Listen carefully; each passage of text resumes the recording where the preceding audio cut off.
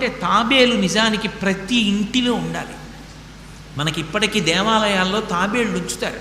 ప్రతి దేవాలయంలో తాబేలు ఉంటుంది. పూర్వం ప్రతి నూతిలో ఒక తాబేలు నుంచేవారు. ఎందుకు తాబేటి ఉంచుతారో తెలుసా? తాబేటి యొక్క దర్శనము మంగళ దర్శనం.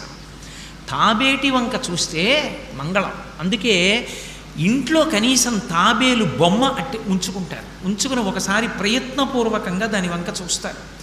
ఎందుకు తాబేలు ఇంట్లో ఉంచుకోవాలి అంటే దాంట్లో ఒక రహస్యం ఉంది. దీక్ష అని ఒక మాట. దీక్ష అన్న మాట దేనికి అన్వయం అవుతుంది అంటే యజ్ఞానికి అన్వయం అవుతుంది. యజ్ఞం చేసేటటువంటి వాడు దీక్ష స్వీకరిస్తాడు. దీక్షా స్వీకారం చేశాడు అంటే ఇంటి లోపలికి మళ్ళీ వెళ్ళరు. ఇక పూర్తయిన తర్వాతే ఇంట్లో కడతారు. ఇల్లు విడిచిపెట్టి బయటికి వచ్చేసి దీక్షావస్త్రాలు కట్టుకుని మేళతాళాలతో యాగశాల ప్రవేశం చేస్తారు. ఇక ఎప్పుడు మళ్ళీ ఇంటికి వెళ్ళడం? ఆ యాగం